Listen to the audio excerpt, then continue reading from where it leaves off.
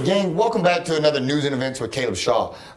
We're going to be moving this from the Shaw Realty page. We'll still air it on there, but we're going to be moving it and sliding it into the Meet Victoria. We kind of figured that local news and events and all that kind of stuff, it ties into the Meet Victoria. So from now on, we're going to start calling this Meet Victoria News and Events Edition. And so that's a mouthful. I might come up with something a little shorter and wittier later, but we're just going to roll with it right now. On that note, I'm sure everybody got this little letter from Victoria Appraisal District, Central Appraisal District in the mail, all you property owners out there. And I'm sure you were all very, very, very excited when you opened it to find out how much your property value went up and how you can all sell your houses now and become millionaires and despite what you actually paid for it and all that. And so congratulations on those. And I hope you enjoy it because that's what your house is really worth. No, it's not. Just kidding. It's not at all. Bringing in this young lady to help make some sense of all this nonsense, because even as a real estate professional, a lot of times I look in this thing and it's like trying to read Chinese or Mandarin or something. Like, I just don't understand it. It goes right over my head. I'd be willing to argue that probably most people don't understand it. And I'd also be willing to argue that they probably bank on most people not being able to understand it. So without further ado, I would like to introduce one of your local resident tax experts that can potentially save you a lot of money. Introduce yourself, young lady, if you don't mind. Hi, I'm Kinsey McGrew, and I'm a senior property tax consultant with Junek Consulting. We're a local property tax consulting firm that services over 35 counties in our area. And we'd be happy to help walk through what you may have received in the mail and any next steps in the appraisal and protest process. So this, to me and most people, ticks us off because it's not good news in here. But this is kind of like your Super Bowl, huh? Like this is what you do, isn't it? Like, so this time of year, like, this is job security for you right here, isn't it? In some ways. And like you said, some of the appraisals are going to come out and be kind of close to or on the money, but there are some that we get and our jaws hit the floor. So yeah. There's a little bit of both. Yeah, so on that note, let me tell you guys, we have come, what date did we just decide? I forgot. We have a tax seminar. We'll put it right across the bottom because I can't remember the date that we just decided, but it'll be here looking all cool when we get done and you actually watch this. So in that tax seminar, she's going to go through in detail how all of this works, how to actually file your protest, answer your questions. This will be a live seminar that we host because of the virus and stuff. Obviously, we can't do a big group meeting like we did last year, the very successful one that they were a part of. So we will be doing it online this year. It will be live. It will be on Facebook, YouTube, all that good stuff. You'll be able to submit your questions. But that's coming, and we will put the date right in here somewhere. You'll see it. I just can't remember it right this second. But we're going to go in great detail. But in the meantime, I asked her if she would come in and kind of run through this thing for me and just please take my tax statement and help me. Sure. Because this stuff sucks. Okay, so the state requires appraisal districts to send out appraisal notices each tax year. In many instances, and with a few exceptions, they're going to be sending out appraisal notices for properties whose values went up $1,000 or more. Okay. If you have not received an appraisal notice in Victoria County, as of when this airs, for real property, then it is likely that your property value stayed the same as 2019 or went down. Now, quick question. Is the burden of that, to find the truth of that, is that on the appraisal district or is that on the property owner? Because I'll use they sent, when I bought my commercial office, they were sending the statement to somebody else. Never once did I get it, and then I all of a sudden get this bill and they're like, you're past. Anyway, and I tried to call them like, this is the first time I got it. I tried to pay it that day, and they tacked on all sorts of late fees. They said it was my responsibility that they were mailing it to the other address, and I should have known. And so anyway, just to clarify on that. So I highly recommend everybody calling to just ensure that they're, to see where their value is. It doesn't hurt. Specifically in Victoria, there's Maria in the front office who's always kind and helpful. I recommend calling and just kind of seeing where that is. Our take is just because your value stayed the same or went down doesn't mean it shouldn't have gone down more. Yes, ma'am. So I highly recommend, regardless of if you got this in the mail, go ahead, file a protest or prepare to, And you can also find this information online at victoriacad.org, I believe. And they can search their property on that site.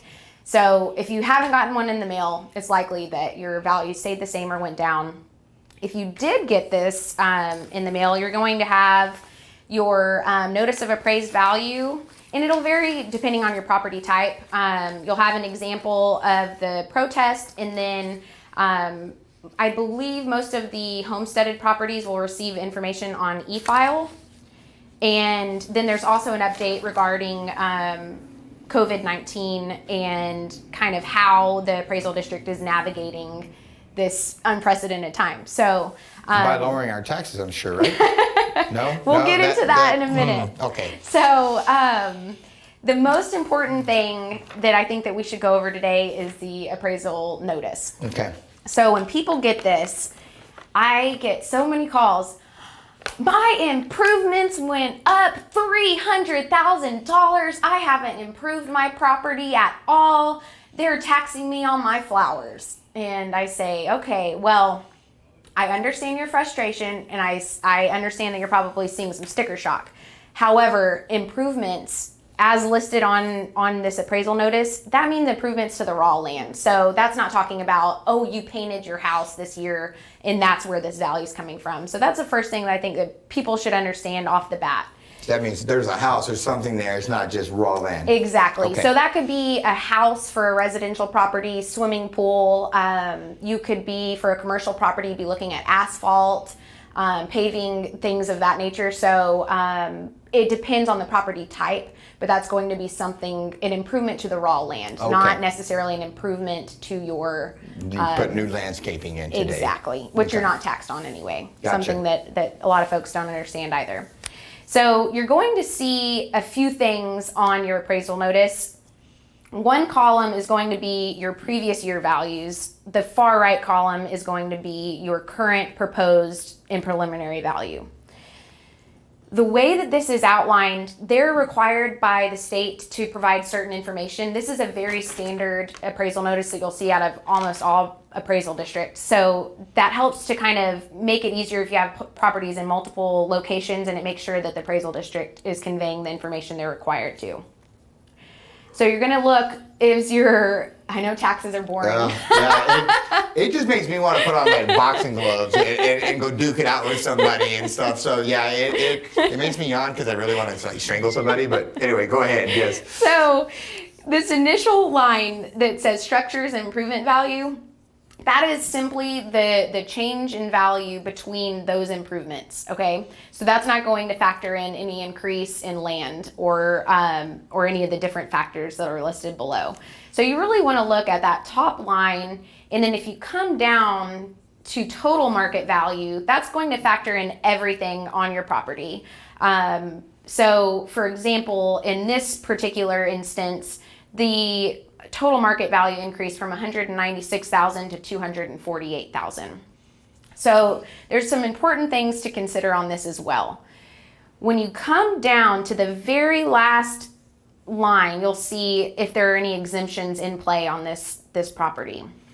When it's a homestead property, it's important to know your market value versus your assessed value. And the reason in needing to understand that differentiation is they can only go up 10% on how much you're taxed off of each year. So your market value could go above that amount, but you're going to have a homestead cap that limits the amount that you'll actually be taxed on. So in the instance of this example, the market value has gone up to $248,000, but this taxpayer will only be taxed based off of $215,000. Now, on that note, that still leaves that additional between the $215,000 and the proposed $248,000. So I'm just going to round that up for $250,000 to sake of math and round this down to $215,000. So so we still have that discrepancy there, that $35,000, whatever. Let's just hypothetically say that nothing changed the next year. If that value stayed exactly the same as it was, they would still have another basically 10% increase until they caught up to that. With the so they cap. got another 10% increase built in next year, until they get up eat up that additional $35,000. Which is why it's very important to pay attention to that homestead cap, because a lot of people for example, I got a call today from a gentleman in a surrounding county, and he got his appraisal notice and said, well, this one went up $500. And I was thinking, well, $500 in value, that's nothing in taxes. Don't worry. He was talking about his taxable value, and that's something that we really need to dive into today so that people understand what exactly they're looking at. So we've kind of looked at this appraisal information in regarding the values in comparison from 2019 to 2020. But as you go down, you're going to see the taxing entities, any allowed exemptions for those entities or elected, and then this total estimated tax. What I want people to understand more than anything on this notice is this total estimated tax is based off of the previous year's tax rate. Okay. So this amount is likely and usually goes up based on the tax rate that's established later in the year. So the appraisal process typically flows as protest deadline is usually on or around May 15th. Then then there's the protest season, and the appraisal districts typically need to certify 95% of their roll by July 25th. That's when they hand the roll over to the taxing entities, who then establish their budgets and what their tax rates will be. At that point in October, usually, is when you get your tax bill. So this amount is likely to differ, even if your value stays the same as what they're showing you. Your taxable amount, your amount due is going to likely be different than what you're seeing on this. And I think that's something that's hugely important to understand, especially during this COVID-19 pandemic.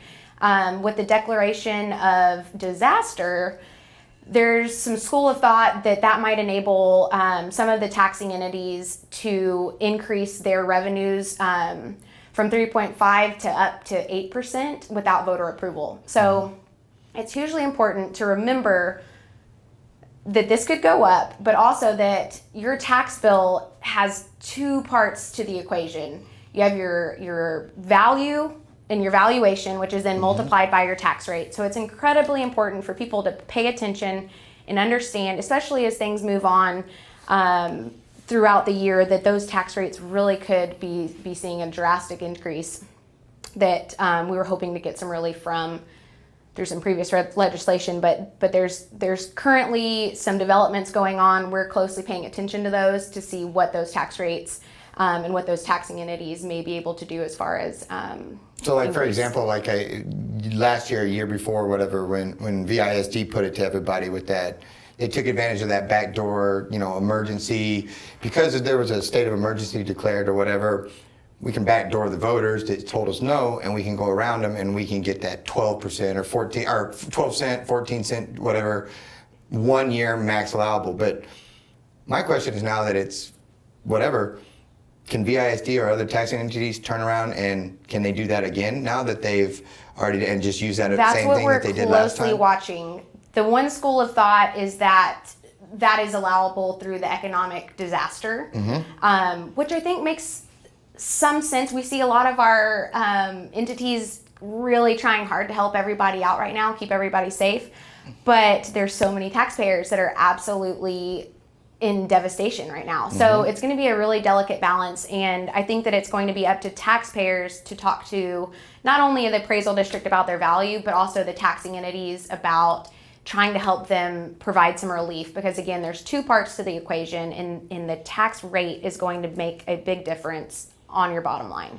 Well, and that's something that I wanted to hammer, because the appraisal district, their only job is to come up with a value for that piece of property. Absolutely. And guys, I thought when I bought my first house, it was, I think it was listed at we bought it for like 93, and it was on the tax roll for like 90. I wasn't in real estate, didn't know a thing about it, and then a few months later we get our tax statement in, and on the tax roll it jumped up to like 137, 140 or whatever.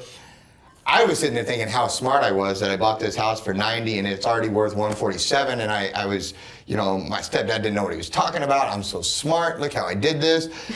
Wrong. There's a difference. That is not the appraised value of these homes. That is an assessed value of that home, because no appraiser goes to that home. No appraiser walks in that home. No appraiser looks at that home. So it's just an assessment of the value by somebody that's never been in there, correct? Not exactly. Okay. So those terms can get intertwined and can be different throughout appraisal districts. So Okay. market value is always going to be an opinion of value. That's all there is to it. The property tax process is mass appraisal. There are instances during reappraisals that appraisers do go out, re-inspect, take a look at the property, ask for interior inspections, especially on a lot of this new construction going on, or if they feel that there's something off on their sketch or something like that. So I don't think that that's necessarily the example, but I would maybe agree that the value that you receive from the appraisal district may be different from the value you receive from trying to get a CMA. Yeah. Fair point. And so I'll take it like this. When, say you get myself as a realtor and then you get, we have an appraiser sitting next to me. We both get the same house. Well, one, you're going to come up with two different sets of values because it's subjective. But we have the sold data. That is something that Texas is a non-disclosure state. So as a realtor or an appraiser, we see the value of what things have actually sold for versus the appraisal district. They do not. And so if myself and an appraiser are sitting there and we have the tools, we have the resources, we have the training, we're still going to get two separate numbers. How do they at the appraisal district without that? How are they, if they don't have the sold data, what is it that they're using to get these values? What is it that if they don't have the access to what we have that helps us come up with the value, how are they coming up with it?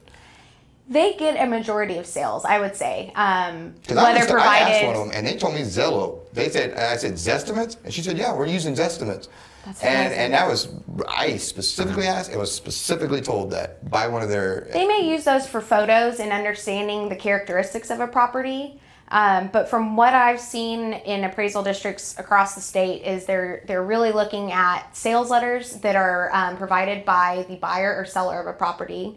And then they're also looking at sales that are provided by property owners, by fee appraisals that are provided. Us realtors, we give them all the information and then they turn around and turn it into the tax district. So the appraisal district has information. I know that of course every appraisal district would wish that they could get all of the sales. It would help them to have a better idea of what's going on. They are tasked with a difficult job. Absolutely. Yeah.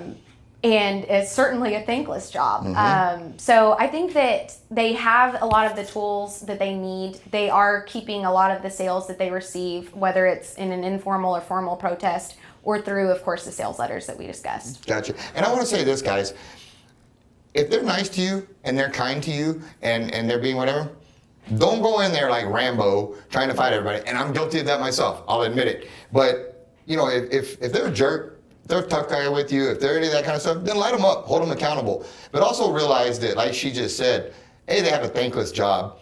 B, to me, I feel like a lot of it is they're blindfolded, they're set up for failure within the structure of how they have to do this, and then they're asked to put a piece of value to every single property in Victoria. I couldn't come up with, if you gave me a team of realtors and a team of appraisers, we couldn't get every piece of property in Victoria right. So give them some grace, cut them some slack. If they're being kind and they're working with you, show the kindness back. But in the same breath, again, stick up for your stuff. And guys, hold your politicians accountable, because once they come up with this value, usually most of those politicians are hiding under the desk and they keep raising the tax rate, and then they point and they send you after the CAD to go get mad at the CAD. And everybody goes after the CAD. Everybody gets mad at their values. And I don't see anybody lighting up the politicians about raising the tax rates 10 years in a row, 12 years in a row. Instead of them doing with less, they are perfectly okay with you doing with less. So with the same fury and intensity that you guys go after the appraisal district, you need to hold your politicians accountable too. And all this free stuff that they keep telling you they're going to throw away, or these, $750,000 losses at Boot Fest and all. Anyway, moving on. There's one more I don't like taxes. Taxation is theft. Let me be very clear about that. If the government takes one more penny than they absolutely have to take from you, it is theft. And a lot of these appraisal things are stealing from you. Sorry, go ahead. I don't like taxes. There's one more important thing on this that everybody needs to pay attention to. And it's close to the bottom in bold, says deadline for filing protest. Victoria sent their notices out in the appropriate timeline to where the May 15th deadline for protest will be applicable. So circle that, highlight it, put it on your calendar. You need to make a decision whether you're going to move forward with the protest or not by May 15th. Other districts have values coming out a little bit behind schedule. understandable. That is going to be 30 days after the appraisal notice. So it's important to pay attention. If there's ever any question, call the appraisal district. Go ahead, file it by May 15th. Whatever you need to do to make sure you have your foot in the door and you have the opportunity to discuss your value. Gotcha. And again, at the tax seminar, listed right here because I don't remember the date, we will go through all of this stuff with you. She will, she's really going to hammer into this. But again, in the meantime, collect your questions, all of that kind of stuff. And what am I forgetting? What am I not telling anybody? I think we've covered a lot of the helpful information. Again, just pay attention to your total market value, and if you have an exempt property, be paying attention to that appraised value with homestead limitation. If you have questions, they can always give us a call. We're happy to talk people through it and make sure that they understand what it is that they're looking at and what the implications could be. Gotcha. Give me I butchered it. Give me the name of your company one more time. Junek Consulting. Junek Consulting. Junek. There you go. Phone number? 574-7037, and I can be reached at Kinsey at junekconsulting.com. Another thing we could put right here. Yeah, and he does it really well. I keep trying to find the spot that make it harder on it because I'm moving around and stuff. You guys have a Facebook page also? We do.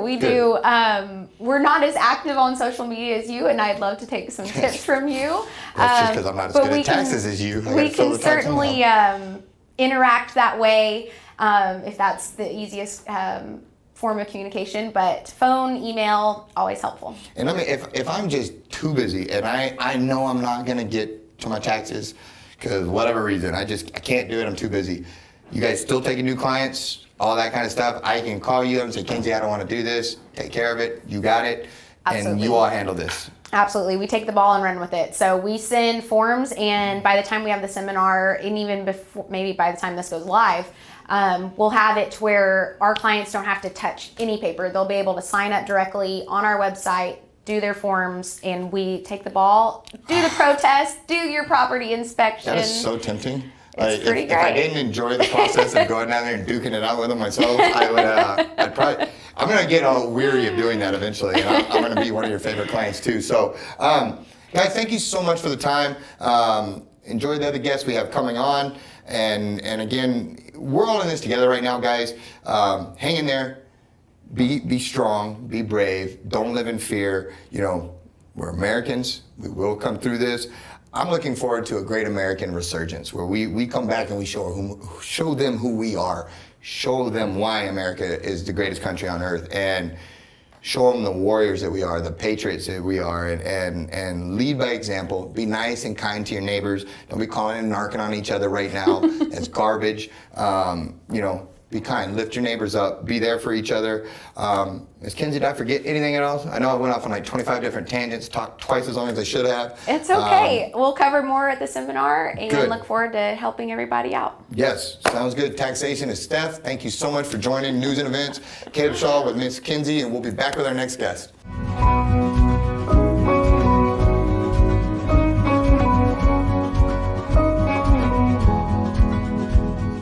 All right, gang, welcome back to another News and Events with Caleb Shaw. Boy, we are flying through this month. You wouldn't know if you've been locked down because it feels like one day is 2 days, but we're going to make it through this. Today's show, I'm really excited. I've got a friend of mine, a longtime member, a longtime staple of the Victoria community, helped build this town.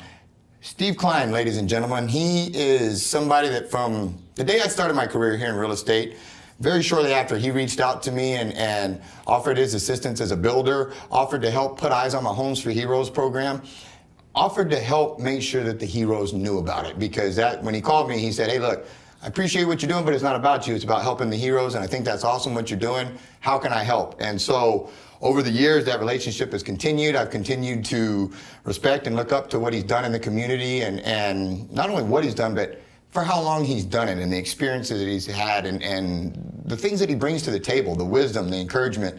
And in these troubled times right now when people are scared and confused and struggling and wondering what's going to happen to their home values, their properties, the things that they worked hard on, to me it made sense to have Steve come in and give a perspective, because not only is he in our community, he's also in the Austin community and several others. And so I know I've talked a lot and I built them up, but I could go on and on. But without further ado, my friend Steve Klein, welcome to the show. Appreciate you coming in. Caleb, thank you for having me today.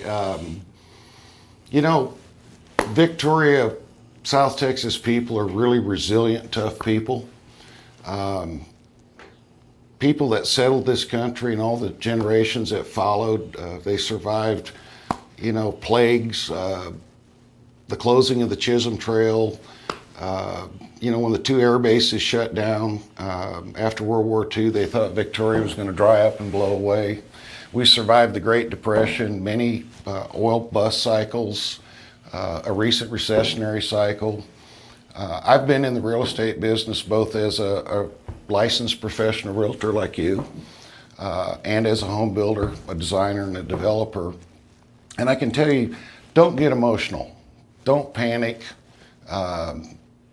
Be realistic. The time to buy homes after every one of these cycles, the one we're in, is right now. We've got interest rates that are, I guess, below 3% now. That's free money, okay? When my wife and I first got married, our first mortgage, I believe, was 12%. Went up to about 17.5%. When it finally came down to 10%, I mean, everybody in America was like, wow, okay, this is just crazy. Now's the time to buy a home. Money will never be cheaper, okay? These economic cycles happen. Tough times never last, tough people do. Smart people do better, so. I agree. And would you say that, you know, the difference between, say, talking investment, stuff like that, you know, real estate is not something you do for, unless you're an investor or a flipper, but it's not generally you do something for, it's a long-term investment. And, you know, a lot of times right now with everything going on, you see the stock market fluctuations and crashes and up and downs, but real estate long-term is one of those things that even within the roller coasters of highs and lows, Victoria real estate kind of always seems to, even within the highs and lows, be almost heading up. You know, that happens in any market. The swings are bigger in bigger metro markets. Obviously, California will get ridiculous property values and then it'll get ridiculously low, but it recovers fast. The good news in Victoria is it never gets real bad. Yes, sir. Even when it's bad, it never gets real bad. Yes, sir. You know, my children have bought their first homes in the last 3-4 years. And I sat them down and they were uncomfortable spending a certain amount of money. And I said, look, you know, interest rates are 5%, 4.5% a few years ago. Okay, you're young. Okay, you have plenty of time to make it through all these bumps in the road. Okay, I'm 60 years old. I'm probably not going to go out and take $10 million worth of debt right now. If I was 30 years old, I'd go borrow all the money I could. Keep your head down, use some common sense. Real estate's always been a good investment in Victoria. At least the last 40 years it has been. Have you seen, as a builder that's not in just one market, and as me not knowing the Austin market, I would argue that they're probably apples and oranges, at least I would think so. What do you see as somebody that's in 2 markets currently right now? And you know, Victoria, I feel like we get away with a lot because of our geographic location, because we're kind of on an island, and it's, you know, in a lot of areas it's take it or leave it, because what are you going to do? You know, move 2.5 hours to someplace else, which alludes back to your point of, even when it's bad, I still feel like we're functioning and moving forward because we have to, and we're going to survive. And so, what's the biggest difference you see between a market like Victoria and, say, Austin, for example? It's a safer market. When it's good, it does not get so ridiculously good that it prices everybody out of the market, okay? On the downside of the trend, it never goes as deep here as it does in the big metro markets. You know, Houston is greatly affected by the oil and gas business internationally. Yes, sir. Austin is greatly affected by the tech industry internationally, okay? They had a tech bust in Austin a number of years ago. Never happened in Victoria, okay? I mean, people lost $1 million homes, okay? And $1 million home up there is not that much house, okay? Yes, sir. The environment's different, okay, but it's far less risky in Victoria, okay? Yes, sir. It's a smaller, Victoria is a big area. I think we have something like 45,000 in our metropolitan statistic area, but we still have this small town sense of community. People kind of know who people are, okay? We've got a terrific real estate community in this town, okay? There's, I think, over 18,000 realtors in Austin, Texas. Wow. Okay? How do you navigate that? Okay? It takes an hour to go north to south or east to west across the city. How do you know where to live? How do you know which schools? Victoria's got a small town atmosphere. Use that to your advantage. And again, don't listen to the gloom and doom, okay? If you're in your 20s, your 30s, and you want to buy your first home, now is the absolute best time to do it. If you're in your 40s and you want to move up and get a bigger home because your kids are, late grade school, junior high, going into high school, absolutely, now's a terrific time to do it, okay? I don't care if it's your first home, second home, fourth home, a place in the country, a place down by the coast, you want a place in the hill country with 2.5–3% interest rates, absolutely, now it's just an incredible investment opportunity. Yes, sir. Yes, sir. And it makes a lot of sense. With the last couple minutes that we have left, I'd like to hear briefly, you mentioned how long you've had your real estate license and stuff like that. What started your builder journey? Did you start as a realtor and then that transitioned into building, or how did you wake up and say, hey, I want to be a builder when I grow up? Because I'm still kind of trying to figure out what I want to do when I grow up, and what was it that made you this is where my heart is. This is where I want to go. Do you remember that? Yeah, that's an easy question. It's always been a personality trait of myself that I like to help people, and I like to leave things better than I found them. I was blessed. I got hired by Al Hogan Builder 40 years ago, $4 an hour swinging a hammer. Big oil bust from 82 to 91 hit. You could not give a new home away. Got my real estate license, went to work for an agency here in town, worked hard. I had 2 young children in diapers, and did well, okay? But I really missed design. I really missed construction. And I decided to go back in that business, but go back into it self-employed. The funny side of it is I had $35,000 saved up, and nobody told me that you cannot start a home building company with only $35,000. But we made it, okay? Victoria has been very good to my family. Victoria's been very good to my companies and my people. And we're at a point now that we just finished our 1,000th home last fall. We're just going to keep doing what we're doing. We build in a move-up market, we build in a starter market, we build in a luxury market. We do a lot of work building on people's land, farms, ranches, waterfront. We do not have to work for everybody. We just want to work with the good people. Yes, sir. So thank you for having me today. Yes, sir. Thank you for coming on, and I appreciate what you do. How can people get in touch with you if they want to reach out to the office, or I know you got Priscilla out there that's just amazing. If they want to reach out to the office or hit you guys up, what is the way to do that, or the it's the easiest way? Pull this out and go to steveklein.com, and somebody will take care of you very quickly. Caleb, thanks for having me today.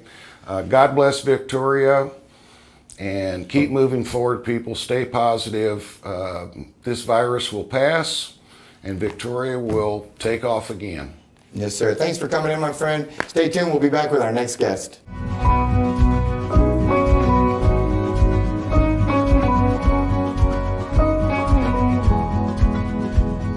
All right, gang, welcome back. You already know my beautiful guest that is so kind to join us one more time, and she's back because she is doing wonderful things again in the community like she always does.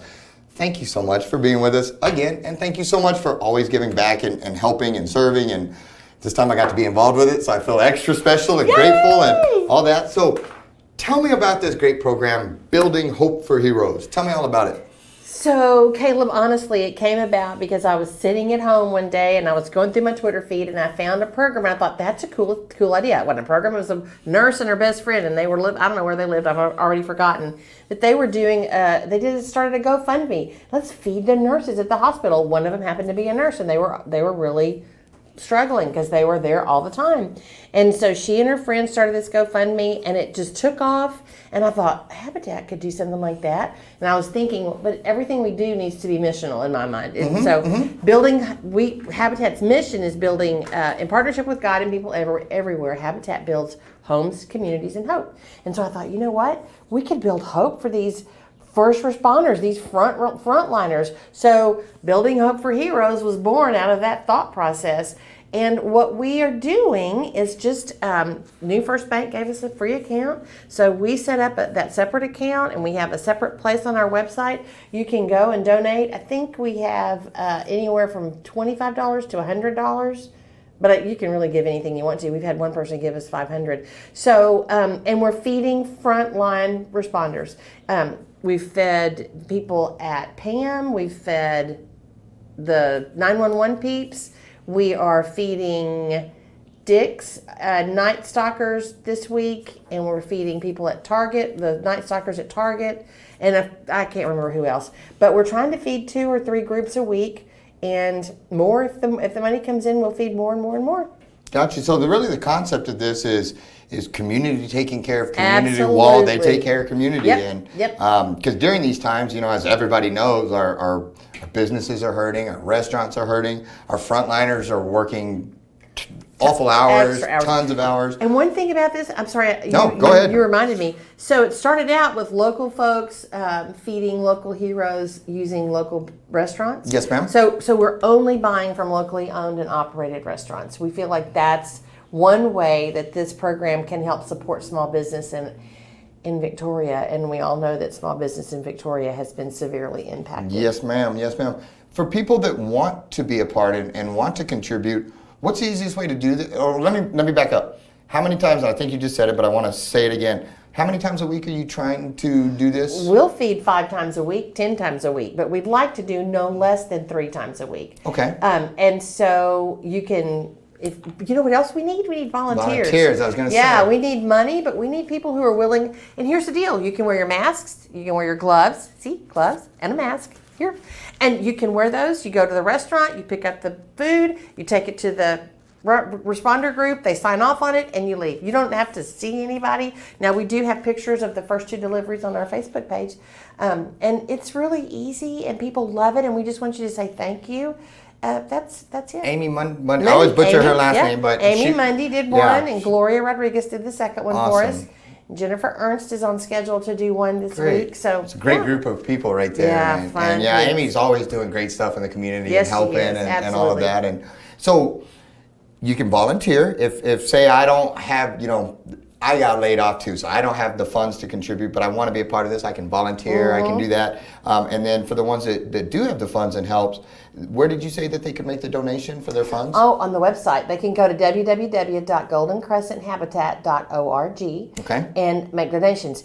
The other thing I thought about while you were talking is, don't we have a lot of seniors in high school that are at home right now? We do. Some of them still need hours, and this kind of work would definitely count for hours for your college resume. So if you've got a teenager at home that needs some volunteer community hours, have them call us. This would totally count. Well, and I'll tell you something too with that teenagers is when they see you, these business owners, these leaders in the community, when they see you as a young teenager step out and show initiative like that and help in the community, when you could just be a kid and stay home and play video games, but instead you choose to be a part of what's going on around you, they remember that. And a lot of those same people that you're helping now, when this is all over, those will be the businesses that may give you a job later in life and may help you put that foot forward in your career and get going. And I never had somebody with less than me offer me a job or anything like that. But when I was younger and I would grind, and I still do, but I remember the business owners and my peers up there that they recognized and they liked that drive. And when they saw, like, hey, that kid could have sat at home and played Nintendo, but instead, you know, he's out here, they remember that. And they want to help you, and they become invested in your success as well. Really do. And so just by doing the right thing, you can have the right thing happen to you later, you know. And so I didn't think of the seniors either until you mentioned that, and that's a great thing. So they can donate money, they can volunteer. What about if they're a restaurant owner and they say, hey, I don't have a ton, but I can split the cost of, you know, we'll cover this side of things, you guys cover this, so. Sure, you can. If you want to help us extend the money, that's a great idea. We're not asking for that, but we have had a couple of restaurants offer that. So you, as a restaurant owner, we've got a list, and we have people from, now remember, this is not just Victoria County. We're hoping to garner donations and volunteers in all of the 6 counties that we serve, because this is the COVID-19 is not just a Victoria County issue. So if you are watching and you live in another county or this county, you can totally send us, you can email Building Hope for Heroes at goldencrescenthabitat.org. So give us your recommendation for a group or the restaurants you think we should use. We're taking, we want this to be a community effort, a real community effort. Outstanding. No, and I think you're off to a wonderful start. And just the heart that you show to want to do this, it's infectious, and it makes me want to, you know, myself and others want to be a part of this and all of that. And so again, thank you for Okay, what say did we that? forget? Yes. Oh, and remember, I haven't Got me said all that. excited. Excuse What me. do we- I know, really. Caleb is one of our, like, he's helping us vet the responder groups. So that's one of the reasons that I'm here. Is I thought of Caleb almost immediately. I'm proud to be a part of this. I'm proud to do We're excited anything. to have Whenever you you part of call it, you know, I'm but a spoke in the will, but I am grateful to be a part of your world sometimes. Thanks, because yeah, you guys, we love it. You do a great job, and you surround yourself with some pretty cool people too. And so I'm definitely a fan of what you do, and Thank appreciate you in the community. And as always, guys, you're always going to see Golden Crescent out there. But here's just another opportunity to help them and give back. And you know, go message them one day, and just if you have a heart to give, if being a part of this and being a part of helping your community heal and grow and you know, when we're down is when we need each other the most, you know, but that's also when we have the time through adversity to find our greatest strengths and to find our American resurgence and find that neighborly spirit that we may have kind of gotten away from for a while, and realize that we're all in this together. And so again, one more time, I get a little long-winded when I'm with you because I get excited for all you're doing. But again, thank you to Golden Crescent Habitat for Humanity with the Building Hope for Heroes. Please, guys, donate, volunteer. Just stop by and see if they need you. If there's anything they can do, and if you can't, wave at a hero. Tell them thank you. If you see a first responder out on the road, wave, thank you. Or if you just see your neighbor, wave at them. We're all in this together, guys. We will get through. Thank you so much.